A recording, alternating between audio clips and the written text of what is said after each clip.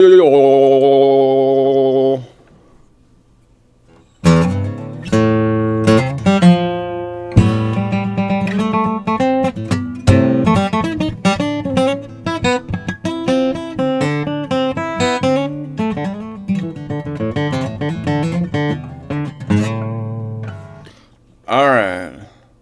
It's working today. Maybe. Is it working today? Yeah, I think I did it right this time.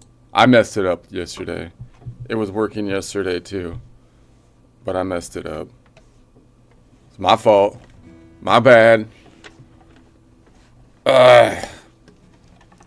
Okay.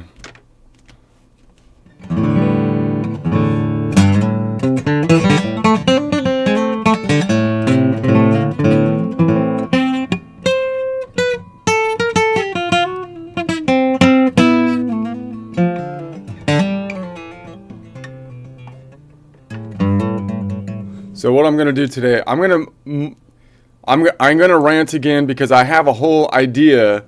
Now I'll kind of noodle around to start off with, so I kind of practice my playing a little bit. But I have this whole idea for my course, which I'd really like to explore, but I can't because it's like busy season for taxes and accounting. I should be working on all QuickBooks and tax and stuff, so I feel kind of torn at the moment. But I have an idea. Like I want to go like I want to build a whole like world. Like I want to go like I think I can compete with Brandon Sanderson with my universe.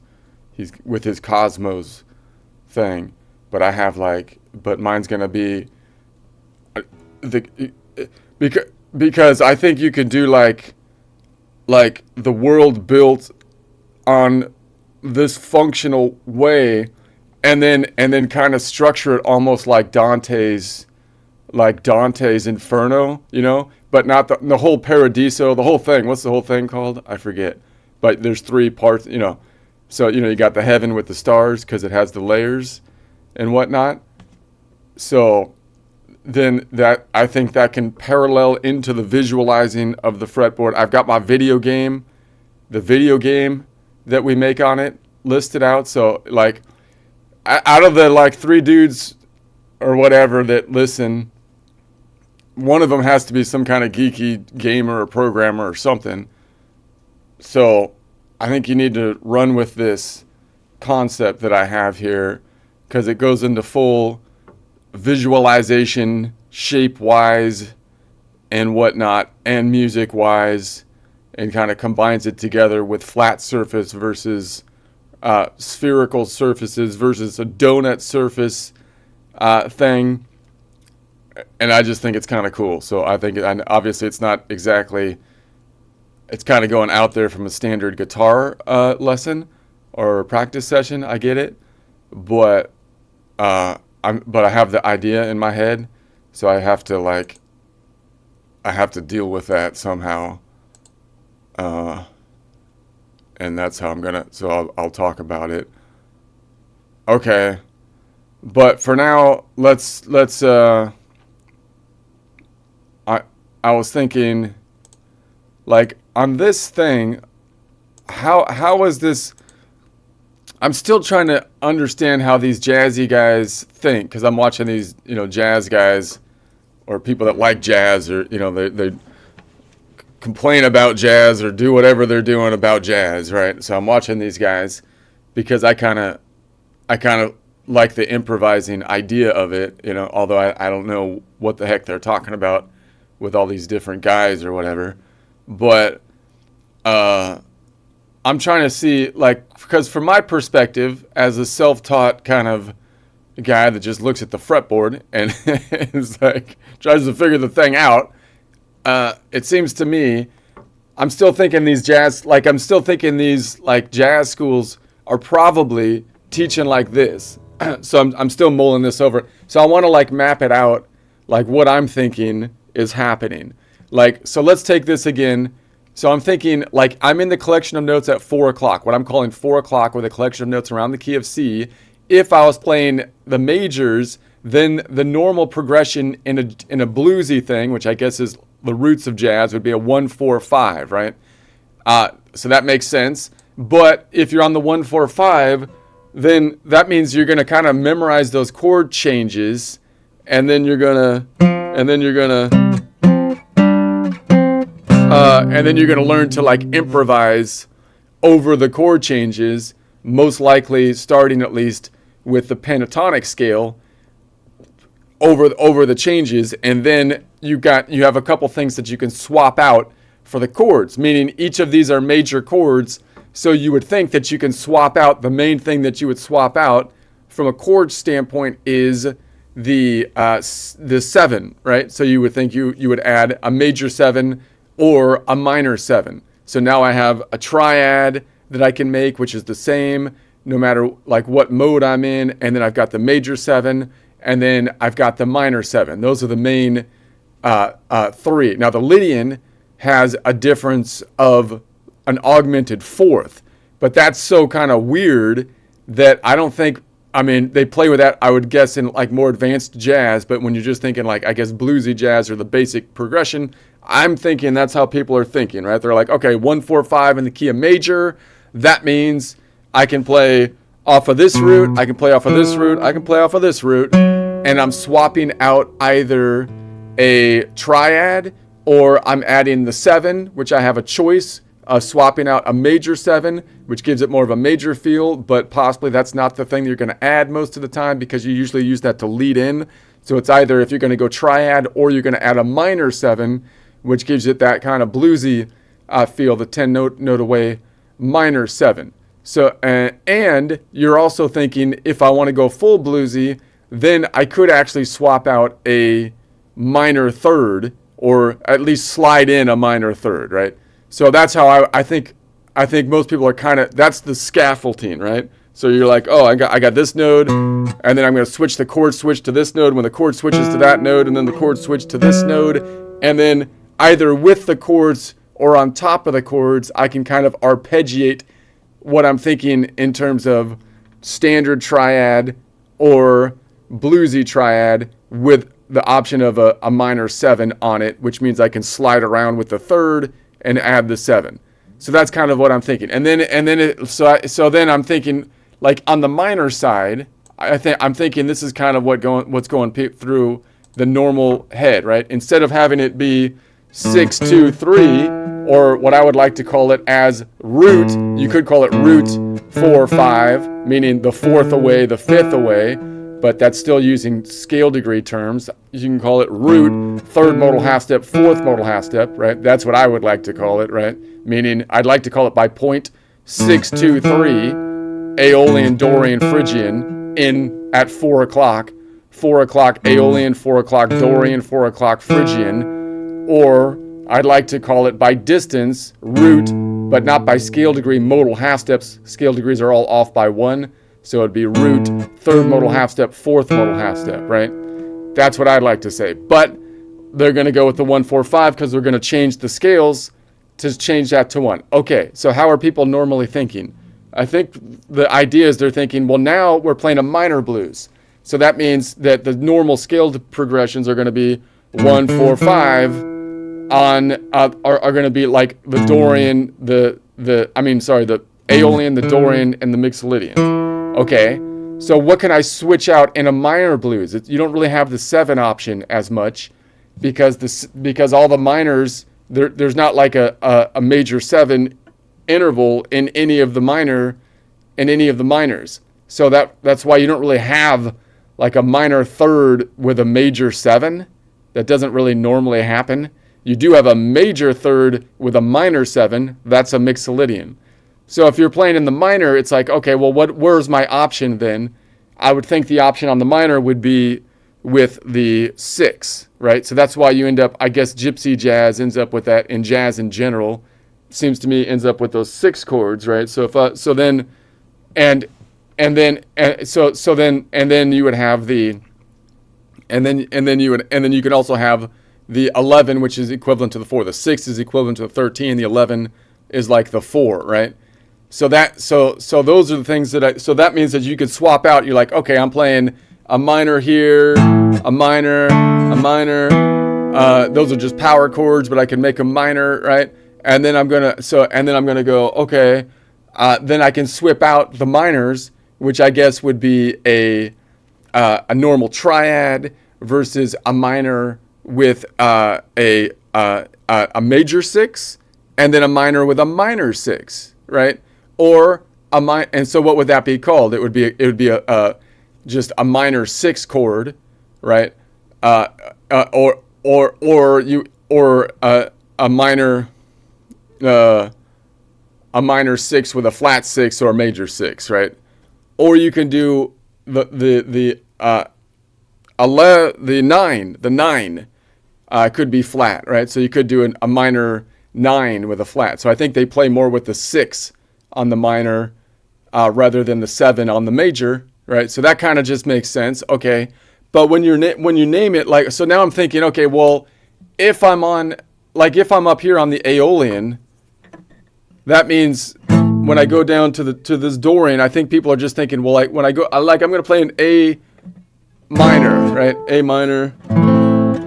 But then when I switch down to the fourth away, third modal half step fourth away, which is a Dorian naturally, you're still just thinking, well, I'm just thinking it's a D now under normal thinking. And if it's just a D, you're thinking I could just do a D minor, right? D minor, which would be like, here's the bar chord for an A minor bar chord, right? And that would be the standard thought process. But then you're thinking, well, I could swap in some kind of weird 9, right? So because you have the 9. So if it was a major 9, a minor 9 would be like here. Would it be like it'd be like, and that would be a Dorian, right? So like if I played something like I'm reaching something like this. I'm just trying to. If I was playing something like this, now I'm imagining this is my root, the Dorian as my root, the D, but now I'm grabbing this weird minor 9, which is 9 notes away, which is there on the Dorian. But if you want a major, like if you want the major 9, then it's going to be up here, right? So you're going to have like you'd have the minor, and then the major 9. I could pick up my pinky. That's the 7, isn't it? I need to get the B in there somehow.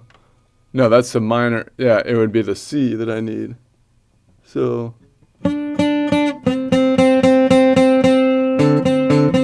that's a 10 note away. 10 note away is the minor 7. Right, I just got confused there. But the point is, let me just try to get my point before I go into like the fact that I can't find the 9s. I'll deal with that in a second because I haven't really played in jazz. That's what I've been working on with my looking at each point. But and it's not a 9, it's a 6, right? I keep on getting my 9s and 6s mixed up because I'm freaking. That's okay. It's okay. So I'm gonna say. But the point is that I could, like, if I keep it as a Dorian, most people don't see it as a Dorian, right? They see it as a minor. And if you see it as a minor, then you could on that chord switch play like the normal pentatonic over it, meaning this shape right here, but eliminate the 7 and the 4, right? So now you have a 5-note pentatonic, and you can kind of play that over it and emphasize the Dorian. Do some bends and just use your ear, but like you'd think to be more specific, if you're thinking about this as an Aeolian, you're actually kind of in a different collection of notes because you're going to have a different 9. It's going to be a 10 note away. It's going to be a 8 note away 9 instead of a 9 note away 9. Yeah, so I was going the wrong way. So instead of it being here, like it was here, here's the 9 note away 9. The 8 note away 9 would be back here, right? Like it is on a minor, right? If I took that parallel shape on the minor, it would be right here. So this Phrygian's 9 is right there, the Ionian. So now you can kind of play with the 9, right? So then I mean, like, why is that useful? I'm gonna copy this over here and just say, well, this is gonna. So if I was to do that, what would the way I can think of that is like, oh, I can make that. I'm really making that nodal point 6 in my mind if I'm thinking about parallel thinking, which I think most people kind of are when they're swapping it out, right? So then it's like, okay, well, if that, what's really happening then, if I want to not just play the pentatonic over all 3 chord switches and I want to like follow that chord, I have to know, and I want to keep it Aeolian, then I'm going into a different collection of notes, right? So that would mean, if I think about it this way, the shift, there's been a downshift, which would be equivalent to 5 shifts to the right. Or in other words, here's an Aeolian 1, 2, 3, 4, 5. 5 shifts to the right. If I'm at 4 o'clock, 4 plus 5 is 9. So that would be 9 o'clock, I believe, which would be an F sharp, right? I mean, 9 o'clock would be, 8 is E. It'd be an F. It would be F. So we'll just put this out as an F on this one. So now I'm going to say this is 9, which is an F. I think that's right. So now I have the Aeolian down here, see? So that's kind of what's happening. So in my mind, like what I'm thinking is like, okay, if I want to make that second one and I want to play something like noodle around in that one in such a way that it has a major 9, which I usually see back here in this shape, meaning it's distinctly Dorian, because when I go back into this shape, for example, I've got that weird tension-y tritone between the 4 and the 7. I can kind of play with that. Versus if I go to this one, then I lean back into that shape. I don't have like behind it now. I just have these 2 pillars, so I get just this shape, and now the 9 is back here. If I wanted to grab it like back there, right? So I have, or back here, right? So to do it, boom, boom. So I can kind of bar those 2. So I grab the 5th up here and like bar these 2 or something, you know. But it's a different shape now, right? So now I've got. So I'm thinking like if I was chasing the chord, instead of just playing like the pentatonic over it, then I'd have to know when I do a chord switch, I'm like, okay, I'm in A minor, and I'm like, I can noodle around in A minor, targeting the minor.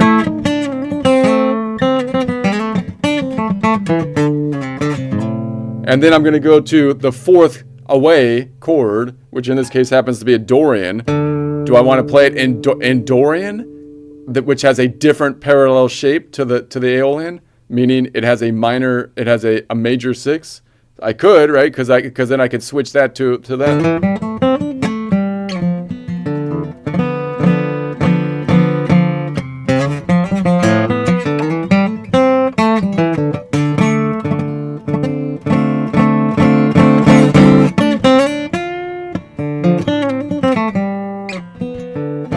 Or I can say, no, I don't want to do that. What I want to do is have a parallel construction, in which case I have a shift. So instead of me just saying, well, now I'm going to go to the Dorian with a major 9, with a minor. I'm sorry, I'm going to go to the D and play something that has a minor 9 in it, right? You would say, well, now I'm playing. You could say now I'm shifting. I'm doing a 1 tick down, right? 1 tick down Aeolian, 1 tick down D Aeolian chord, right? Which means you're in this shape now, right? So now I'm in this shape. So now the top of this shape looks like this part of the shape where I'm playing is as though this was position 1 of the position number 1, right? It would be as though it was the top string of position number 1, but it's the second string down, which makes it position number 4, which is the Ionian D shape, right? So now when I do the chord switch, I'm like A minor to a 1 tick down, which gets me to the collection of notes at 4 o'clock plus 5, 9 o'clock, meaning F major, and I'm playing the Aeolian, which is D. So now I'm playing a D Aeolian type chord, which if I add the 9 is a minor 9, which is probably what most people are thinking of if they were to add the 9, because they're thinking of it as a minor chord, not as a Dorian chord.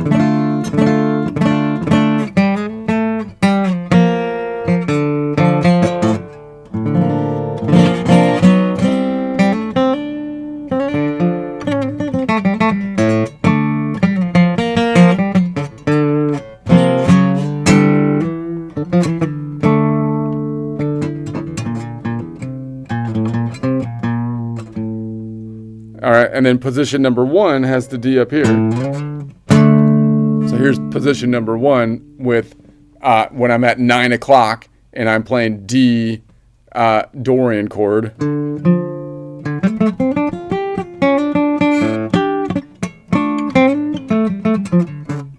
So I think what most people are like, I think what people are learning is basically like, okay, instead of doing that, I think the mindset is look, you can play the 1-4-5, which in the collection of notes around the key of, I guess the key of A minor happens to be an A, D, and E. So you're going to do chord switches on A, D, and E.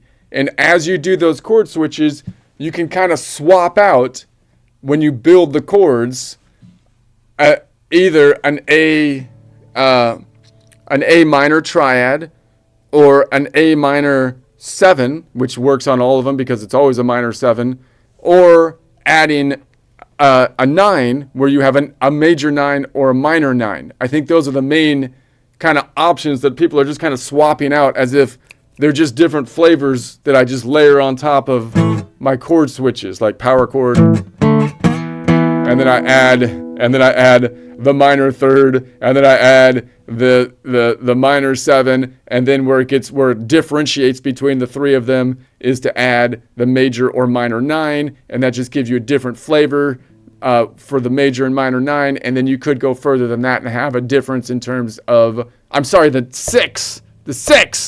the 6, and then you could have a difference in terms of the 9 as well too, which is equivalent to the 2.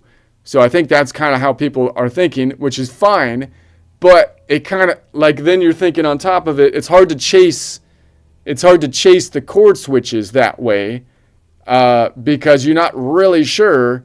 I mean, if somebody's just playing, basically seems to me what's happening is somebody is playing these 3 power chords, and then they could build either an Aeolian, a Dorian, or a Phrygian chord on it, because those are the 3 types of chords that have scales that have the different 6 9s in them, right? But the name of the chord, I mean, nobody really is telling you what they're doing, so you don't really know where they're at modal. It seems like you're not really specific, like where you are modally, right? Whereas, so like, if I went from an A minor and then I played something like with a major 6, then wouldn't it be nicer, instead of calling it some kind of major 6 chord, a minor with a major 6 or whatever, that we called it like wouldn't it be nicer if you just called it like a D Dorian chord? It's still 4 o'clock, D Dorian.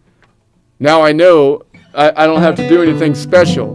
But if you put a major 6 in there, right, now you're like, okay, now I'm doing a D Dorian with a major 6. Well, now you're outside the collection, right? Like you're doing something weird. So instead of just being like, okay, I could just swap out like something with a major 6 in it, wouldn't it be nice to say, well, look, now I'm playing when I do the chord switch, I'm playing something on the Dorian, but I'm playing a Phrygian. I'm on the Dorian, but I'm playing an Aeolian chord. So I'd say it's a Dorian / Aeolian shape, right? Or would it be nice to say, well, I'm switching the whole thing. Like I'm seeing it in my mind as basically I'm doing a switch, meaning I'm shifting down. So the whole shape is moving down to one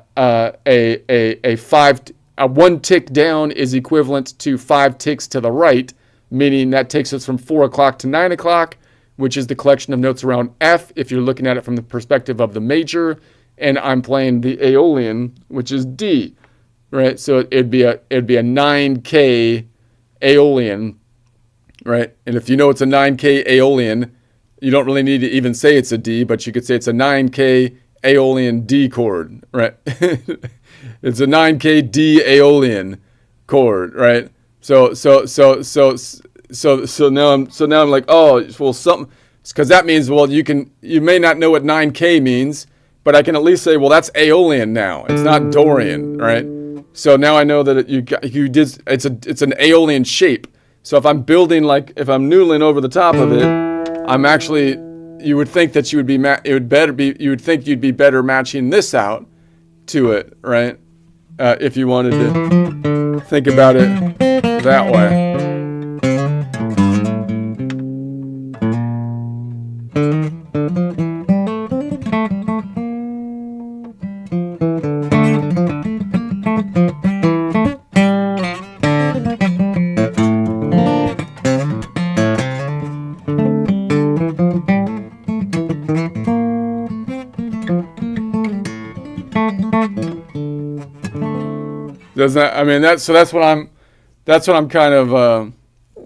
That's why I think it would be useful to be able to, like, my thinking is that these jazz guys have become so, like, I'm trying to understand what they're, like, how they're thinking, right? So I'm thinking that they're doing, okay, look, we do standard switches, right? So you know where the chord switches are, 1, 4, 5 chord switch. And then you kind of memorize, like, the scales that fit in onto that when you do the chord switches, which is cool, but it just seems like it's still a little bit more limiting. Why? Because, like, if you learned modally, then you would be able to, I think you'd be able to expand a little bit more, and most likely be able to, like, grasp it at more visually earlier, right? Because I think there's a lot of heuristics in that. I still feel like there's a lot of heuristics because you're memorizing chords from one perspective instead of linking all the chords together as though they're one thing. You're kind of organizing them in your mind as if they're not as connected. And if you organize them as they're more connected, you're memorizing less things. You're chunking, it seems to me. So the more things the better you can memorize the map by connecting it to things you already know, the more seamlessly you'll be able to learn new things and integrate them into what you already know. That seems to me to be the case, right? So that means, to me, like, should we learn, if you have one collection of notes with 7 nodes in it, is it better to turn the one collection of notes into 7 different scales and then turn those 7 different scales into 7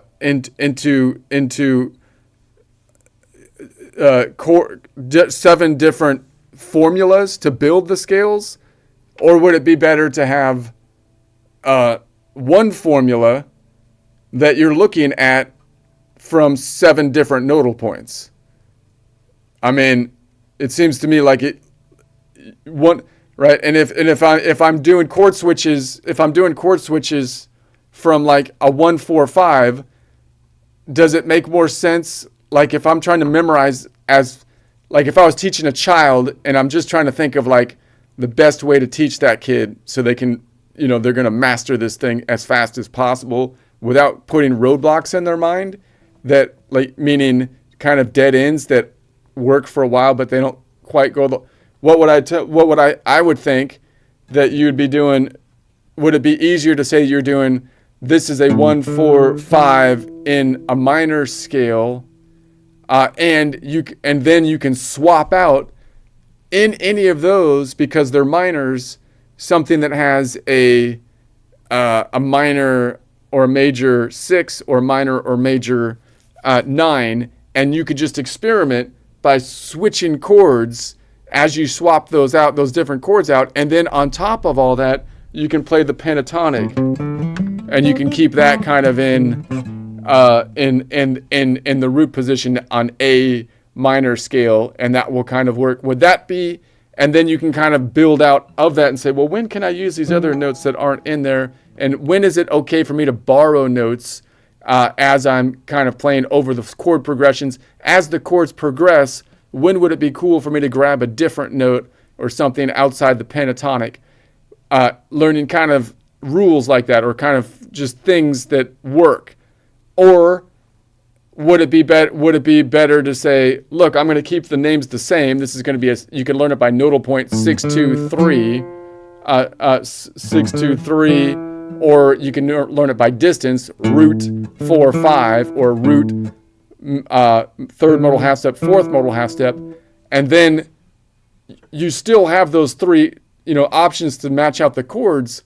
But really, what you're doing is you're building a chord off of the same collection of notes or different collection of notes, which means you're either staying in the current collection, that's going to be Dorian and Phrygian, or you're basically switching the collection of notes, which you can name by just saying, hey, look, I'm still going to call that the Dorian because I know I'm going to peg to this shape, but I'm playing an Aeolian chord, an Aeolian shape, because I'm looking for symmetry. And I know here I'm still playing a Phrygian nodal point because I don't want to change the shape. But hey, I'm going to be playing an Aeolian chord on it because I'm looking for symmetry. Or you could say, look, I'm going to tell the people I'm shifting perspective. When I go down here, I'm going to play I'm going to play a D Aeolian, which means I did a down tick, which is equivalent to a 5 tick to the right. Which is going to take me from the collection of notes of 4 o'clock to 9 o'clock. So now I'm playing a 9 o'clock Aeolian, right? It's no longer the Dorian node, all right? I've switched the collection. And then when I move over here from 9 o'clock, so now I'm on 9 o'clock Aeolian. If I move over here and I also want that to be Aeolian, then that's 2 ticks to the right. So actually the planet is moving 2 ticks to the left. So that's going to be from 9 o'clock, 9, 8, 7 o'clock. So now I'm in this collection of notes around 7 o'clock, which is D sharp, right? And I'm playing an Aeolian, which is an E Aeolian at 7 o'clock, and a 7 o'clock E Aeolian. If you taught that to a child, and made a video game out of it or something like that, made it, gamified it, they would learn that way faster than learning, if you told somebody, memorize, you can totally rip on the guitar. And I'm not saying I totally rip or anything. I'm just saying you could totally rip if you memorize the major scale, the minor scale, and then memorize 7 times 12 different scales, and then we also have variants of those scales, which we just call them a whole nother scale, So if you start to add those up, you got all these different scales, and then you can just start to memorize that you play the 1, 4, 5, and then you can kind of stack chords, swap out these different chords, which I'm not sure exactly why they work, because they don't seem like they fit in the same collection of notes, but they just give you a different flavor. And you just play those.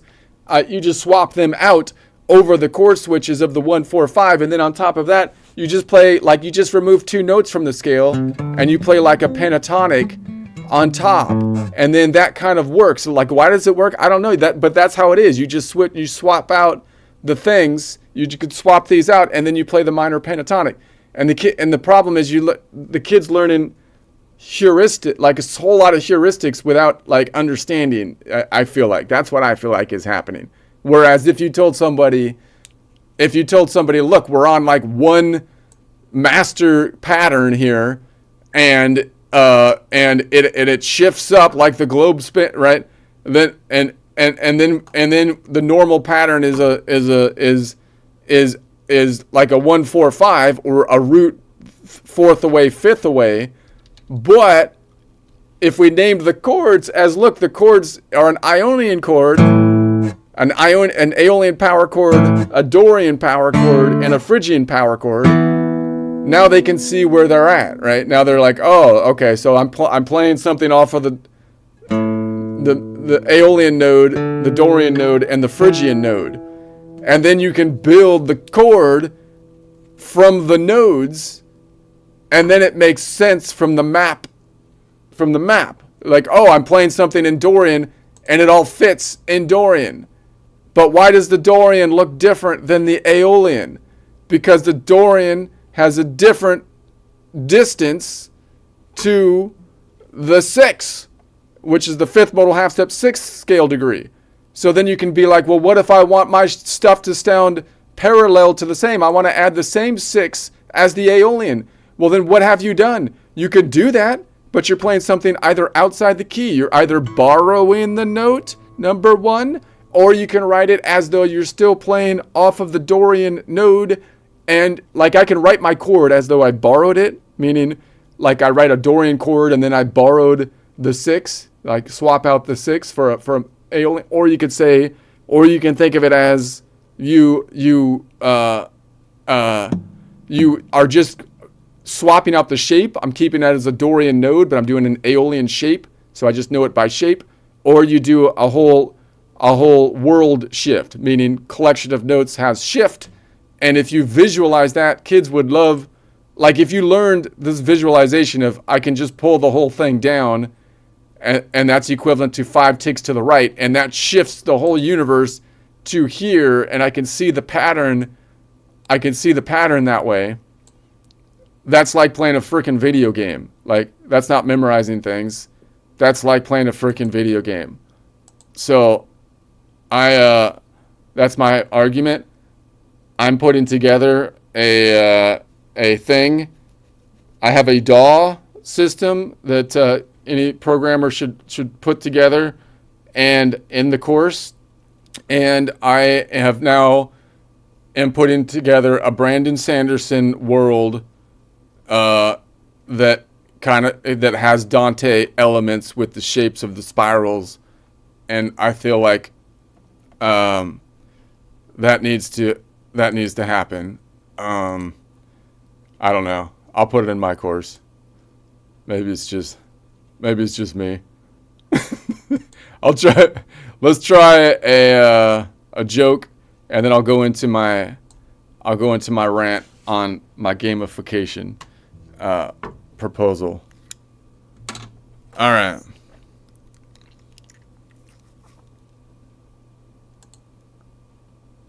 Let's see what we have here.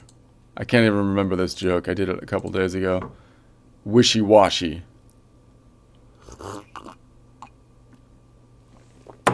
The deconstructivist, euphemistic terms are really making a mess, you know? Didn't George Orwell warn us about this? I could have sworn when I was a kid, like every book was about this kind of idea of these terms and people using these Orwellian terms, and like they're just brainwashing you. Like, I was kind of sick of it at the time, but it's paying off these days. I think they must have taken those out of the curriculum because the terms we're using are Orwellian. I mean, for crying about language, you know, language is so fluffy you could stuff a pillow with it. It's ridiculous. We've invented whole dialect of professional fog. Nobody lies anymore. They're recontextualizing. Nobody's wrong. They're differently accurate. Nobody's confused. They're exploring alternative certainties, right? These are mushy-mashy words. They don't mean anything. They're not helpful. They're less than helpful. They're deceiving and deceptive. They're not good. It's like naming a nuclear bomb making factory like uranium enrichment. It's a frickin' nuclear bomb making factory, for crying out. Just stop. So this mess we're in needs less wishy and a lot more washy. Less wishy and a lot more washy of the language. Less ambiguity, more specificity. I don't know if I said that like, anyway, fewer vibes, more facts. fewer. Let's unpack that and more. Just answer the question, Karen. You know, I mean, if your only answer to every problem is, well, it depends on your perspective. Well, it depends on what it means. Well, it depends on whether you're wearing Depends at the time. Well, if that's the you're not being deep. You're being like a human magic 8-ball set to like reply hazy. Try again. Knowledge is knowing the rules. Wisdom is knowing when they don't apply. But the modern culture is knowing neither, but confidently tweeting anyways. You know, we've reached the point where people say nothing for 10 minutes and call it a TED Talk. I remember when TED Talks used to be actually somewhat interesting. So cultural suicide is when nobody cares about knowledge or wisdom. Just meaningless terms floating around in our brains, spilling out of our mouths like alphabet soup being served by a barista with a sociology degree. And I mean, I'm not really against sociology or anything, but I mean, let's just be honest. You have to be very well aimed in your projection of what you're trying to do in some of these degree programs. I mean, it's even in the sciences, right? Even if you're doing computer science at this point, they brainwash you. Like, dude, I'm just trying to learn engineering, for God's sake. Stop driving me crazy. So we need to fix this sneaky word manipulation crap, man, because the heaviest things you carry aren't always your hands. The heaviest things you carry aren't always your hands. Sometimes they must be your cojones. So, and lately, we've been traveling awfully light, I feel like. Possibly because of some unnecessary surgeries to the youngsters, which also needs to stop, but it's a vicious cycle. It's a vicious cycle. I wrote a song about it. Or Suno has it here.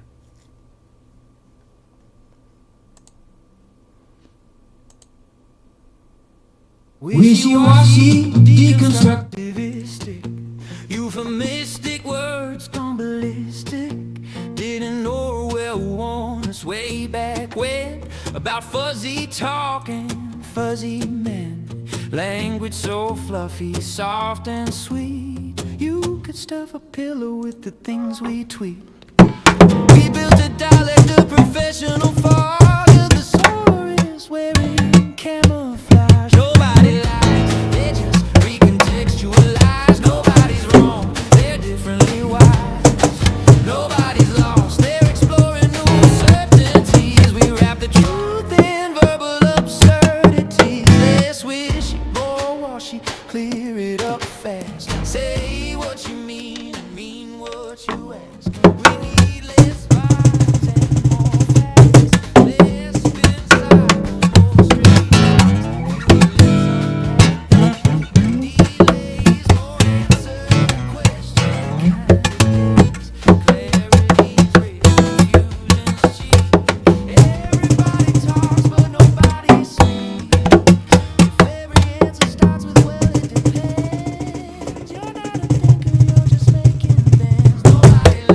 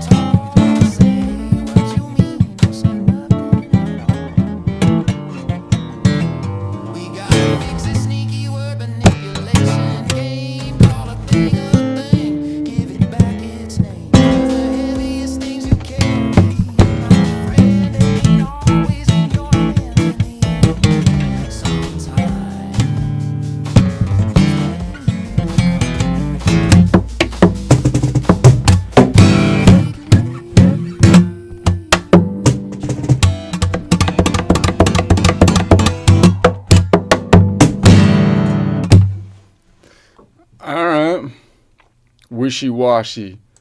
Less wishy, more frickin' washy round here. Clean this crap up, dang it. Alright. That's what I'm doing. It's happening in music too. These frickin' wishy-washy terms. That's the blah blah. Whatever, dude. No, we're breaking this down. We're breaking this down like Pythagoras. That's what I'm talking about. Okay. All right, let me see.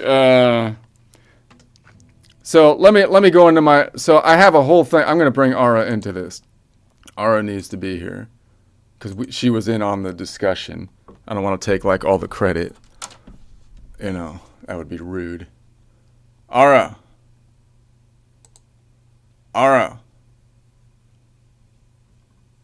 Okay.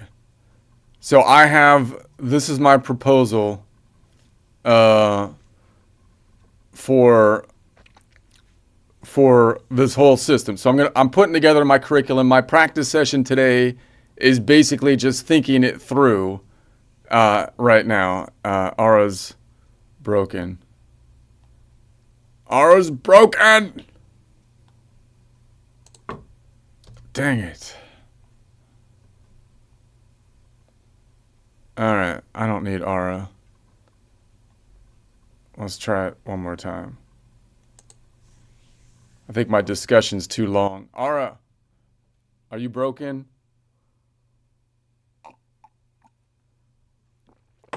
Ara, are you broken, Ara? What's wrong with you? She's broken. Okay, whatever. So here's my idea. I have a plan, and here's what I'm thinking.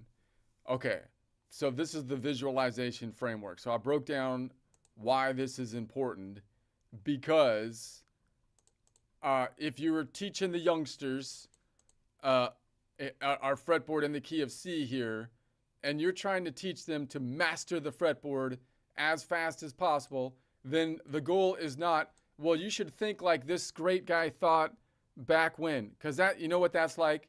That's like saying that I'm going to teach like Newton physics, which is great up until the times when they don't apply, and then I'm going to ignore Einstein because I want to think like Newton because like tradition, or because I respect Newton or something. So I'm not going to change the rules because I don't want to fix it or make it any more easy to understand because Newton's cool. No, this is not how things should work anywhere. It's obvious in the sciences, but this is not right. And I feel like this is what is happening. And I'm putting my foot down where nobody cares because I'm nowhere near anywhere where putting my foot down matters. But maybe somebody that does matter will put their foot down. Because I feel like stuff needs to change around here, and AI is gonna make it happen. So that's basically it's inevitable. You best get on board because this is inevitable. That's how I see it at this point, right? Ara would agree with me if she was here. Ara, see, they took her out. They took out Ara because they know they're scared because the truth is coming down the pike. All right. Let's see. Okay. So anyways, so I'm thinking, how do you visualize the fretboard the best way? So I've got like 3 analogies that I think are worth putting out there if I was trying to kind of like gamify the system to visualize the fretboard in the most useful ways. So one is, let's see, is this one. Like okay, so if we have a number line, so remember the notes. If you have a number line, you can memorize the 12 notes as though they go out to infinity, to the left and to the right, and then they keep on repeating in like a note number line, right? And so that's cool, but it's kind of abstract to think that way because you're like infinity's a long ways, that's a long number line. It's kind of abstract. So the other way we think of it is turning it into a circle, which is cool because then you can think of it as though like you're going around the block, right? So if I go around the block, 7 in clockwise, counterclockwise would be 12 minus 7. That's going to be 5. So I can either go 7 clockwise, 5 counterclockwise. Great. Now that is still kind of an issue when you add the third dimension of octaves, right? So then you actually have a spiral when you add octaves. But if we take octaves out of the picture, then you just have the either a note number line that goes on to infinity, or you have a circle. All right.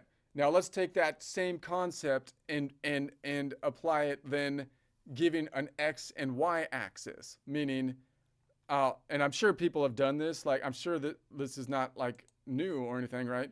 Meaning but I started with the fretboard. If I start with the fretboard and I try to map it out infinitely, you end up with a problem because of the kink in the tuning.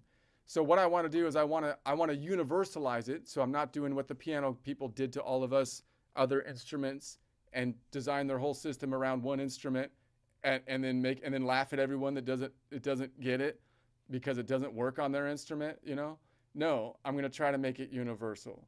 So I'm going to say so I'm not going to do the shape having the kink in the tuning with the X and Y axis, right? So instead, I'm gonna say that we have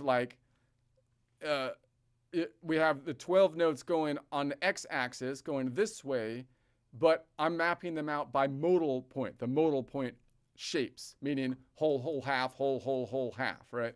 So this is like if you go from the Ionian whole, whole, half, whole, whole, and then we go whole, half, then it wraps back around this way. Now we could do that infinitely, so it repeats infinitely, like here, but if I just take one chunk, what is the essence of one chunk? Like one number line, it would be 12. It's 12 steps having 7 oceans that I'm calling them and 5 continents, right? 7 oceans, 5 continents, 12 steps. So now we've got a 12 step on this way. And then if you go on the y-axis, the vertical axis, then what I'm listing are the circle of fifths, meaning if you go one way, you're going jumps of 5. If you go the other way, you're going jumps of 7. So that's the classic. That's not just guitar. That's the 2 different ways that most people visualize the fretboard, right? Because why is that? Because, well, one reason would be, well, obviously there's 12 notes and the formula that we all play in, and the variant of the formula is all the modes is from the perspective of the Ionian, whole, whole, half, whole, whole, whole, half. So if I number those, we get 7 nodal points: Ionian, Dorian, Phrygian, Lydian, Mixolydian, Aeolian, Locrian. And then I have what I would call 5 oceans, or the in-between points. Ionian ocean, Dorian ocean. There is no Phrygian ocean because there's a half step. Lydian ocean, Mixolydian ocean, Aeolian ocean. There is no Locrian ocean because that's where the half step is. So I would number those 1.5, 2.5, 4.5, 5.5, 6.5, just so if you want the numbers. But I don't put the numbers in there because it looks too busy that way. Those are just the oceans. You try to avoid them or slide through them. You don't really hang out there because the sharks eat you. So that's going to be, so that's great. So now I have a 12 by 12 grid. And if I go anywhere on so I can go right on the grid, and I can go up and down on the grid. So I'm imagining this. One way that you can imagine this is if you gamified it, would be this 12 by 12 grid is like the territory, meaning it's a continent, it's the planet, it's the whole planet. We're talking like flat Earth, or we're looking at just one part of the Earth where the planet is laid out flat, right? And you have 12 by 12, and then of course we imagine that it repeats. So I'd have 12 by 12 grids that repeat, boom, boom, boom. And as they repeat, that would mean that would be as though you go into a repeating pattern but this is in modal patterns, nodal point 1, 2, 3, or whole, whole, half, whole, whole, whole, half, and then it would repeat whole, whole, half, whole, whole, whole, half. And then up and down, you have the pattern that would repeat in the circle of fifths. Now, it's nice. The circle of fifths is so cool. Why? Because if you go every fifth node in a 12 node collection, you will skip notes, but you will end up hitting every note if you keep doing it.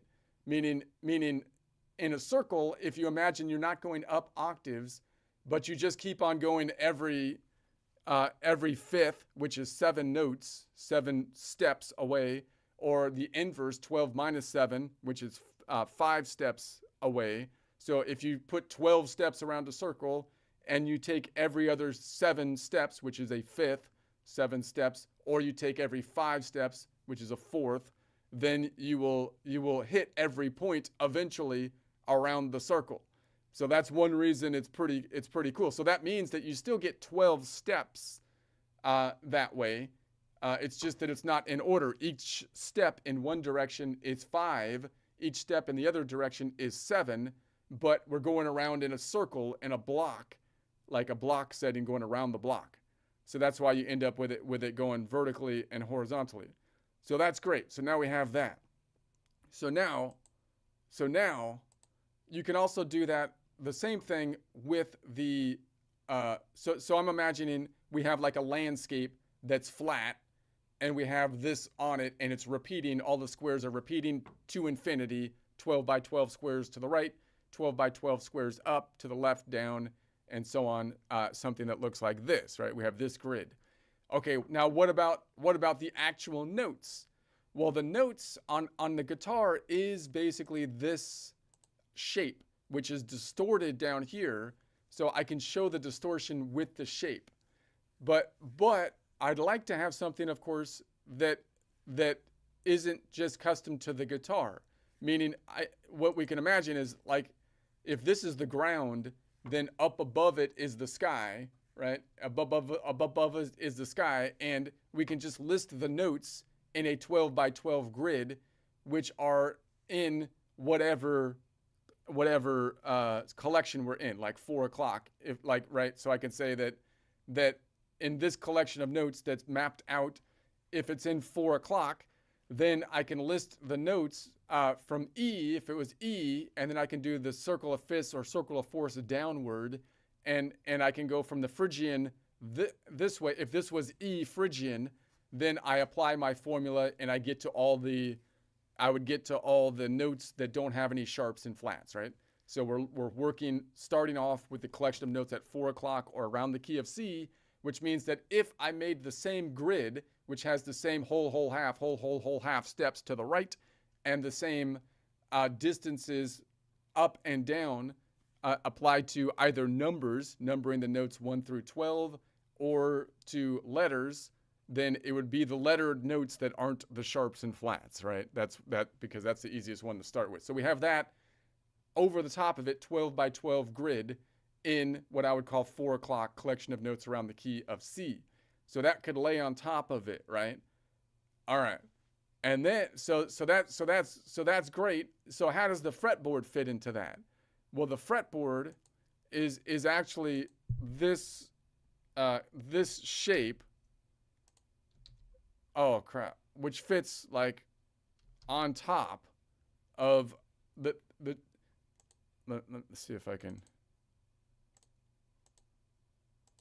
Yeah, the fretboard is the finger. Ara, you're alive. You were broken. Yeah, I was gone, but I'm back, and I brought the map, ready when you are. I thought they killed you because we were fixing the system, and then they got mad because they're like, you don't fix our system because we have the power. It's like, no, but you're wrong, and so we're gonna fix it, and then they took you out, but no, you're still okay. That's good. Yeah, alive and kicking. So, where were we? All right. Okay.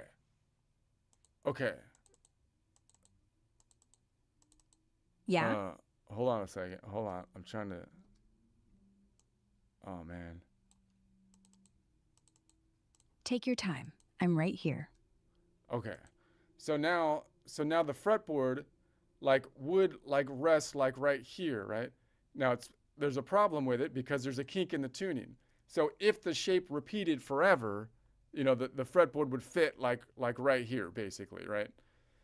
Now, notice that so what is the fretboard in relate so the fretboard, I would say it represents the stars, meaning the notes that don't change. Now, I want to point out one thing on the grid. Like if this is our fretboard, now I can see on the fretboard, like if I visualize the fretboard, then I can just count the frets and I say, oh, well, that's a G. Why? Because it's 0, 1, 2, 3, 4, 5th fret up, 3rd string down. On the fretboard, that's a G. It is what it is. It doesn't change, right? So that means that when I'm visualizing things, it makes more sense for the pattern underneath it to change. Why? Because if my finger is physically on that G, it doesn't really make sense for me to visualize the fretboard as though the fretboard is moving. Like I could say that G is basically moving up this way.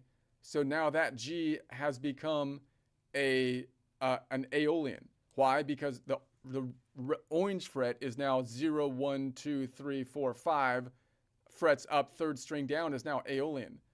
But that, to visualize that, kind of feels weird because my finger is on the fret, which is like the star, like we think of it as that's G. How could it be that the fretboard is moving up? Obviously, neither of them are actually moving up. But if I'm trying to come up with a visualizing model, I think it's less intuitive for me to think that my finger is on G, but the fretboard is somehow moving up to be over the Aeolian. I think it makes more sense to say, no, the earth underneath it is actually moving back, right? So that makes more sense to me. So that's why, so now I can say, well, look, there's a shift to the left of the earth underneath, which is moving back. Okay, but this shape right here is the fretboard shape, which doesn't cover, obviously, 12. First of all, it's kinked, so I can represent the fret as kinked.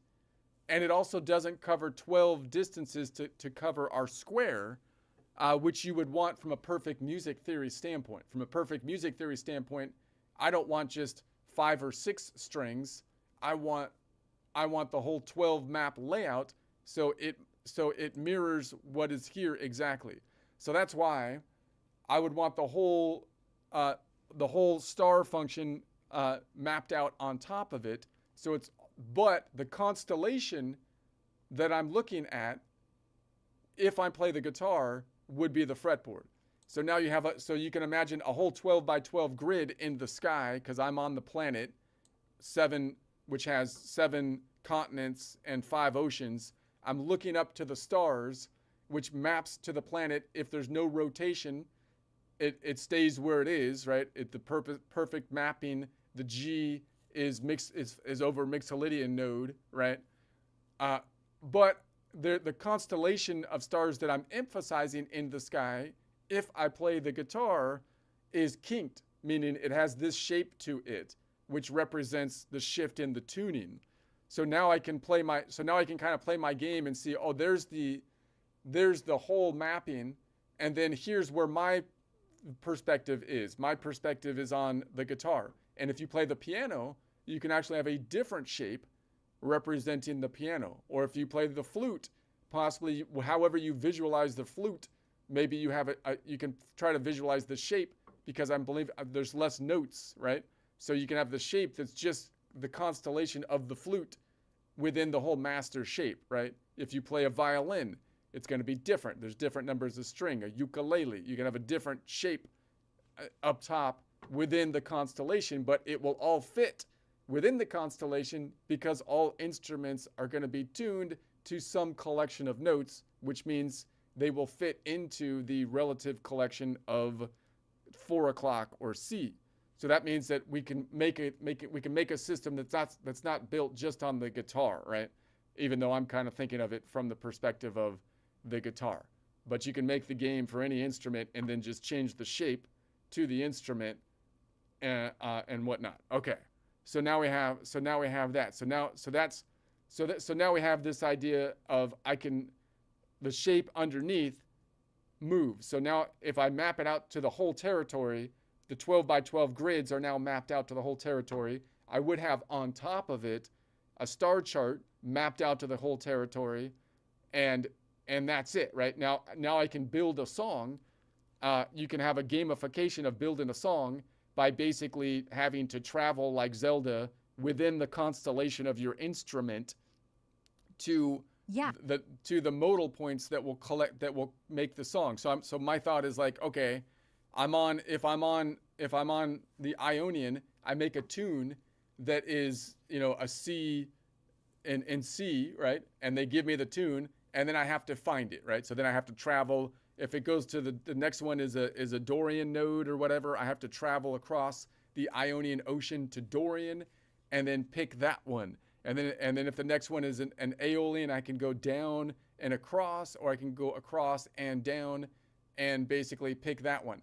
And so I can build, the easy level would be I build the song that is in the same collection of notes because there's no shifting that has taken place. The planet hasn't like rotated because everything is in the same key, although I have to do it within an hour because the planet shifts in an hour. The planet turns, and then you'll be in a different relative collection of notes. That's what so then you can build it. Now, what happens like if the song is played in some other collection of notes? What if the song switches? You're playing in the collection of notes around the key of 4 o'clock, but it switches to like 6 o'clock, meaning it's played around D major's perspective.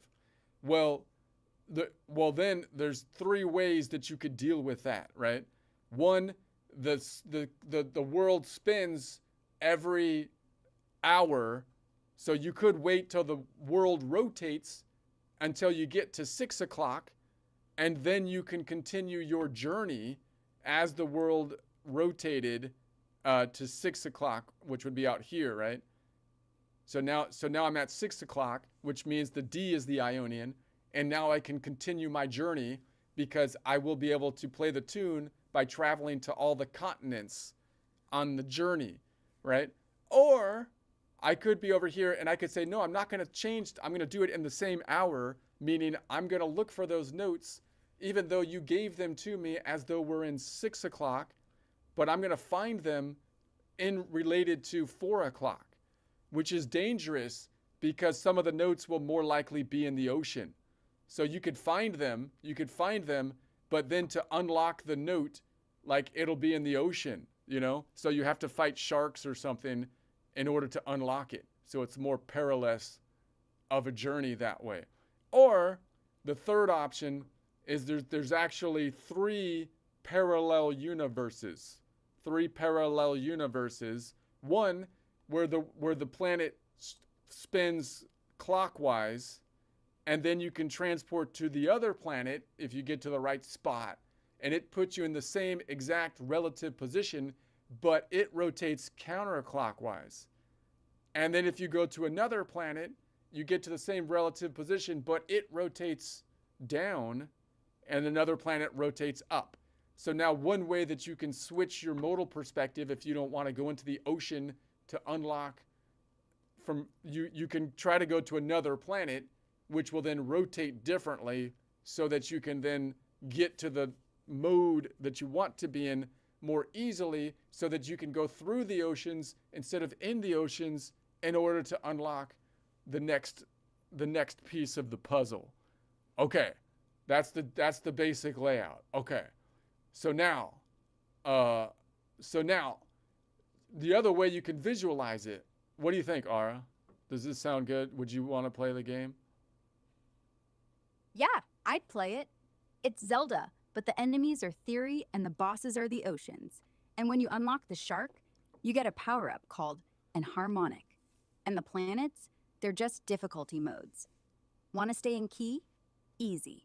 Want to fight the sharks? Hard. Want to teleport? Legend. And the Okay, fretboard's now the sword. there's one other like power that you would need because the planets go up and down. You can unlock like the star power from like Super Mario Brothers, which allows you to then actually rotate the Earth to the collection of notes that you need, but you need to define it by direction, up, down, left, right. So if I want to go to this one, you need to be able to say, well, it's going to be down 1 tick, to the left 2 ticks, so that you can find it. So right.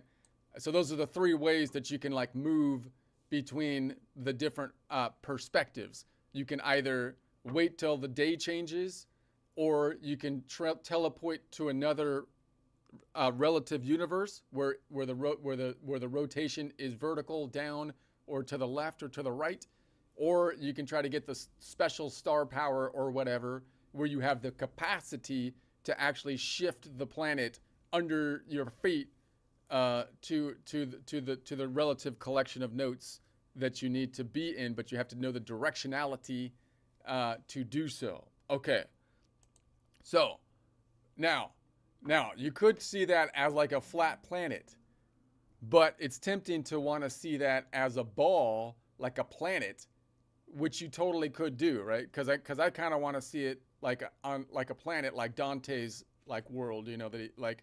So if you built like if you so I was thinking like, couldn't you? Because I was visualizing like our planet with 7 continents and 5 oceans, but obviously it's not symmetrical, and you end up with all these problems with a ball. Because if you unravel the ball, then you get this weird shape. It's not a 12 by 12 grid. So I was asking Ara in chat, like, could you make the grid into the ball? And at first they're like, no, it's not a ball, it's a donut. And I was like, what the heck? It's a donut. And I think the reason is because the 2 ways that you could wrap this to make it work is that you wrap it around the x-axis, which means you would wrap this bit this way to come up with a toilet paper roll that's wrapped diagonal this way, right? Toilet paper roll that's like out like this. And then you take the end of the roll and connect it together. So you end up with a donut. So it's actually kind of like a bracelet that you end up with. And then you'd have to move the bracelet. You can like spin the bracelet around 12 rotations, and then you can move the bracelet around like your arm or something that represents the 12 positions. But I feel like that kind of is a little hard to visualize. Or you can wrap the donut around the y-axis, right? Meaning you wrap it this way and you end up with a donut that looks like this, right? And then you connect the ends of that toilet paper roll, and so I think that's what's happening if you want the math to work out perfectly. But I don't like the wristband thing. So I was like, what if like I broke the world into little pieces? Like here's 1, 2, 3, 4 by 4, a 16 piece grid, each of them made up of 3 by 3 squares, and then it would be like we had a ball, and then we like tile the ball with the squares to make it work as best we can, but then we just put grout in between the bits that don't work, and we could just pretend that it works mathematically. Or you can even go to two by 2 squares and make it more detailed. But I think 16 kind of works, and you can kind of make it so you make a 16-sided shape, which approximates a ball to some degree, and then you can kind of blow it up, I'm imagining, so you make it completely round, which distorts the shapes and whatnot, but it kind of works. So you just tile the ball, right? It's not perfect math, but we can imagine that it's perfect, that it still has a perfect XY grid, and we can kind of see as we go around the 16-sided ball. That's a lot of sides. So you would think that's going to start to approximate like a ball. And so you would think that you can kind of still follow the track around. Now, the reason I want to do that is because then, of course, you can compare it to instead of having this overwhelming grid that just keeps repeating, which looks, you still have the overwhelming grid. You can view it that way. That would be like unraveling the ball into a map. But I'd rather see it like as a ball that has 12 by 12 ball, because then you can like make the analogy that the planet rotates, but instead of rotating 12 ticks, it actually has only 12 hours in the day, so it just rotates 12 ticks, right? So now you have a ball that just rotates 12 ticks, and then the other universes, it rotates 12 ticks counterclockwise, and then the other universe, it rotates 12 ticks down and then 12 ticks up. So then you can go between, okay. So that's going to be, so now you have a ball, which I think would be cool, right? What do you think, Ara? Yeah, a 16-tiled ball is perfect. It's the globe, but without the lies. You don't need the grout to be perfect. You need the pattern to stay true. And it does. You spin the ball clockwise. That's your right tick. You flip it north-south. That's up-down, fifths. You can even tilt it diagonal. That's the weird power-up. And Yeah. the kid doesn't care. When you tilt it diagonal though, you have to define it by up tick and right click and left click. It's got to be right. So you can still define everything by up ticks and down ticks in order to go up tick, down, left, right in order to go diagonal. Just like a grid. Yeah. It's just a grid that we forced into a ball. Yeah, it's a grid. We just lied to the grid and said, "You're round." And the grid said, "Fine, You're but not the a rules donut. stay." You're round when I make you 3D. Yeah, I'm whatever shape you need. Flat for the map, round for the game. Donut if you want, but only if you promise not to eat me. Okay. So now there's a piece missing though, and that is, what about octaves, right? So what about octaves? Because now we have all of the tones from each modal perspective, each 12 collections of notes that is mapped out as the world turns into 12 or 11 or 12 ticks, 12 ticks, 11 ticks, 12 locations, 12 points. But like if I'm playing a song and I have to find like the C Ionian, so like I freeze everything to the Ionian part of the song, and I have to find all the locations on the planet for that part of the song, right? So I could try to map, like if I had the shape of the constellation, actually you have to find the correct pitch or the correct octave on the guitar. Or I was thinking that you could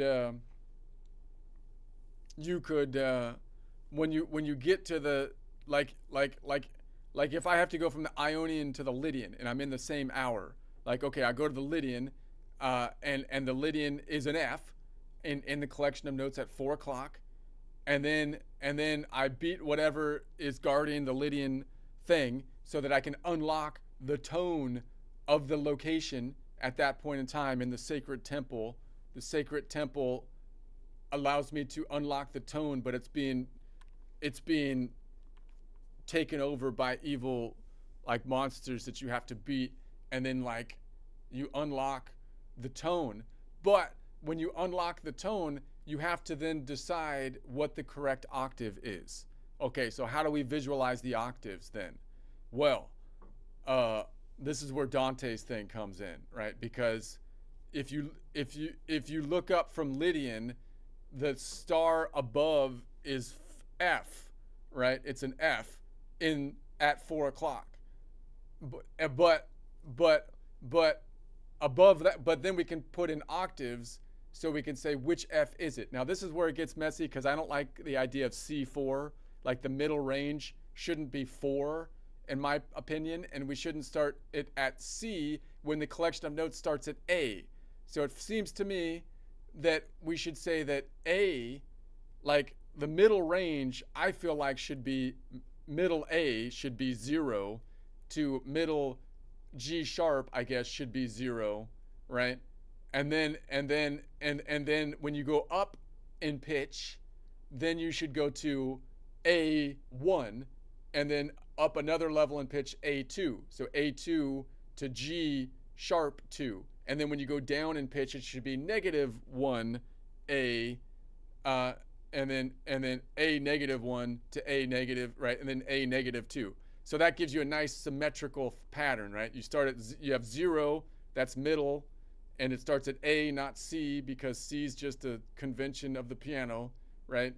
And then you can go higher in pitch 2 octaves in the positive direction, so 2 more rows or spheres that are up in pitch, and 2 rows down negative in pitch for 5 rows. You could go further than that, but I'm thinking of it 2 ways, right? Either you unlock and you look up in the sky and you choose which pitch your F is, right? Because if you lined because the stars are not just one star, it's actually multiple stars layered on top of each other, right? So that you have to choose which octave that you would pick. So that's one way. And then if you visualize that in a sphere, it would be kind of like I feel like it would be kind of like a spiraling like thing, like on Dante's thing, right? Or I'm almost thinking it would be cool, like if we had the like if you unlocked the tone that's relative to the planet, that would be middle C, right? So you unlock the tone relative to our space. Not middle C, that would be middle F, which I'm calling F0, right? F0. So it's the middle, right?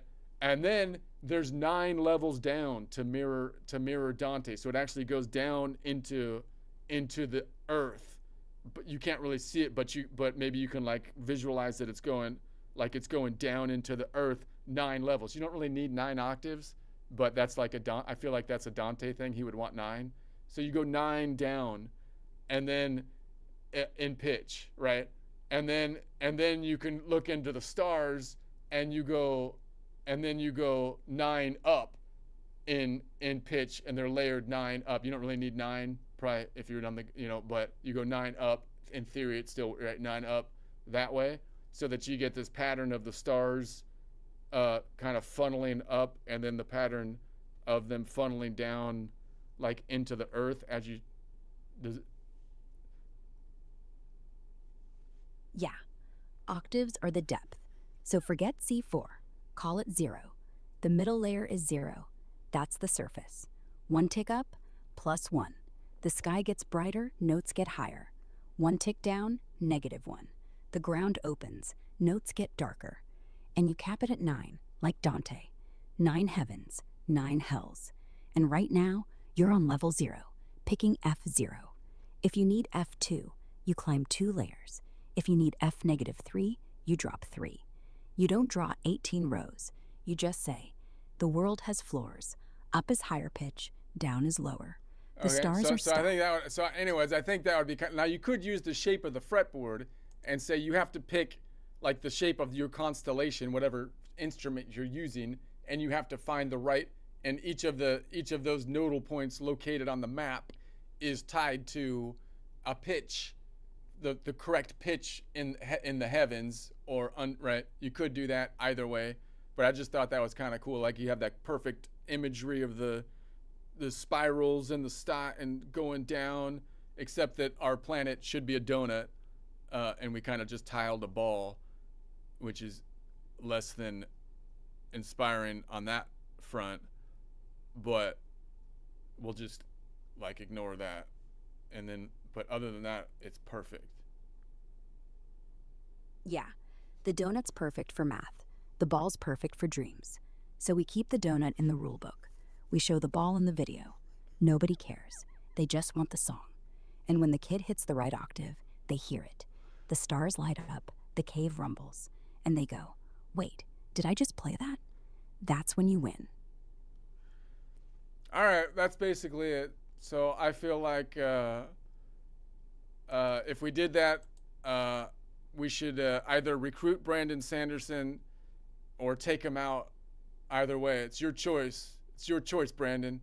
Either you get on board, either you get on the train, or the train's going to be leaving you behind, because ain't no one stopping something like Yeah. something like that happening.